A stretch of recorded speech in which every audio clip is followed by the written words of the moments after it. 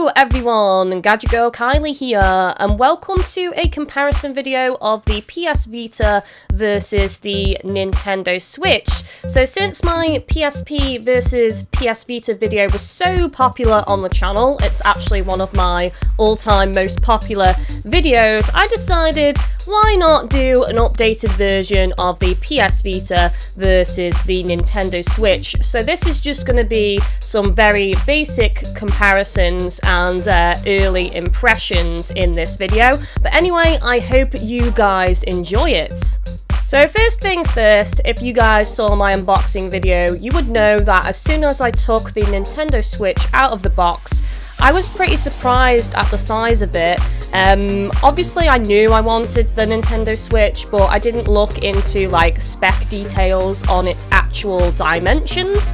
So when I removed it from the box, I was like, wow, this thing is actually pretty small. So as you can see here for this comparison, I'm using the original PS Vita 1000. I do not own the slim model. I had no reason to upgrade or whatever you want to call it. I didn't really consider it an upgrade, but I had no reason to switch to that model. But as you can see, they're very similar in size. Now this is obviously before I've added the Joy-Cons onto the edges of the Nintendo Switch, which you will now see in a moment. So now that the Joy-Cons are added onto the sides of the Nintendo Switch, you can see that it does make quite a difference there. It is longer than the PS Vita now by quite a bit actually. I'd say almost 1.5 Joy-Cons extra. Let's use that measurement, shall we? But yeah, overall both devices are really nice to hold and shouldn't be a problem playing for long periods of time with either of these. They are very comfy, and to be honest, I've not experienced any issues with the Nintendo Switch playing it in this way in handheld mode. Obviously you don't actually have to play the Nintendo Switch with the Joy-Cons attached on the edges. You can in fact clip on the Joy-Cons to the kind of like plastic almost controller that's provided, which you will see on screen now. And of course the Nintendo Switch has the little kickstand at the back, so you can prop it up during play and then use these Joy-Cons in this method as a controller. Now I don't have the Pro controller as of yet, but I haven't played using this method for extended periods, so I can't honestly say how comfy it is to play this way. We shall see whether I do need a Pro controller moving forward, but obviously that's something I will have to touch on if I do a full thoughts and impressions video of the Nintendo Switch at a later date once I've had more time with the system. So when I prop them both up this way and place them side by side, the PS Vita is slightly more bulky. I don't know if it's showing it that well on camera, but the PS Vita actually has a slightly curved back, so it is a little bit deceiving. But if you do place them next to each other in this method, you can see that the PS Vita is slightly more bulky. I also thought it would be interesting to look at the sizes between boxes. So first of all, I'm showing the Nintendo Switch Zelda Breath of the Wild versus Sword Art Online Hollow Realization. So as you can see, the Switch boxes are a little bit bigger in terms of height, and width-wise they are identical though. Also I thought it would be fun to throw in a PSP case as well, so in terms of dimensions I would say a Nintendo Switch box is almost identical to a PSP box case. So when comparing cartridge sizes, we can see here that a Nintendo Switch game and a PS Vita game are almost identical in dimensions. It's just that the shape of the cartridge is a little bit different. The PS Vita cartridge has that curved edge at the top there, but the Nintendo Switch cartridge is actually thicker than a PS Vita cartridge, which you'll be able to see on screen now as well. But basically, I feel like you're gonna have to be careful with these. Just like with the PS Vita cartridges, probably best to get some cases to store these things in so that they don't get lost. Trust me, it's very easy to just misplace them on your bed if you're playing at night, or they get lost in the furry rug that you can see here on the floor. And talking about small, remember those PS Vita memory cards that are so tiny? That's right, the Nintendo Switch also takes a small memory card as well, although this is a micro SD card, which means it is easy to pick up and buy, and also relatively cheap. Sony.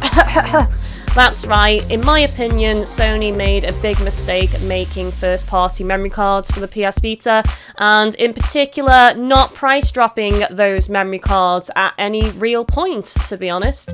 I feel like the Vita would have done a lot better and could still pick up in sales a bit now if the memory cards did have a price drop. But there we go, that's a whole different story. Anyway, I'm now just showing you where the memory card inserts into the Nintendo Switch. So it's kind of like out of the way and hidden. It is behind the kickstand at the back of the Nintendo Switch. You just need to kick out the kickstand and then you will see a little slot for the micro SD card. So it's as simple as that. But just like my advice with the game cartridges, guys, you're going to want to get some cases for these because they are even easier to lose. And that's it for this comparison video, guys. Hopefully you have enjoyed it. If you want more detailed information about the PS Vita specs and the Nintendo Switch specs, I have put links down below in the video description to some articles, but I just wanted to keep this video very basic with some general comparisons. Now, what I'm going to do at the end here is I'm going to give my thoughts and impressions on the Nintendo Switch as a handheld gaming system only. So I'm completely ignoring the fact that you can use it as a home console, and I'm just going to talk about it as a handheld gaming device. So it's a very strong handheld system with great graphics, great performance, and it feels really comfy to hold. Definitely one of the downsides of the system is the low battery life, although I don't think that's a huge issue because realistically, if you're going on long journeys, you're gonna have the space in your bag for a external power source to charge it up anyway, in my opinion. You know, I don't really think that's a huge gripe, if I'm being honest. Now, in terms of is it better than the PS Vita, I would say no right now. I believe that it has the potential to be better than the PS Vita, but the games library just isn't there for me. This is right at the launch of the Nintendo Switch. I mean, this is the 5th of March 2017.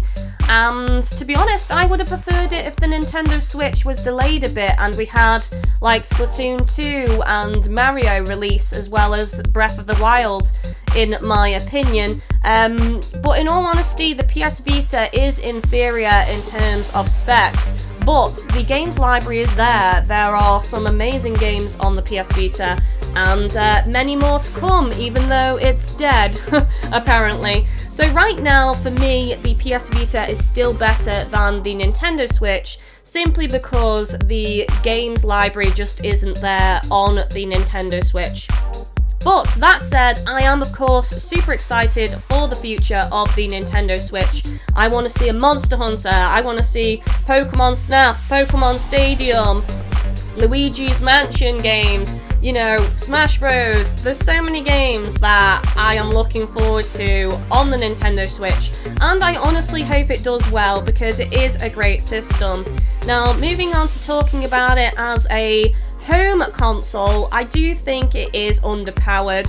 I mean, when you compare it to the PlayStation 4 Pro, it is rather inferior. And I do feel like Nintendo have kind of marketed it wrong in a way. They should have marketed the Nintendo Switch as a handheld, but with the ability to be used as a home gaming system, or at least that's my opinion anyway. I think the way the Nintendo Switch sells the most is as a handheld, but if you just look at it as a handheld, it is also overpriced, so you do need to say that it can be used as a home system as well. But other than that, guys, those are just my thoughts and opinions. You are welcome to disagree with me in the comments section, but let's keep everything pleasant. So share your thoughts and opinions on this video and the things I've said down below in the comments section. I look forward to talking with you all and, of course, reading your comments as well. Anyway, guys, hopefully you've enjoyed this video. Thank you for watching and take it easy.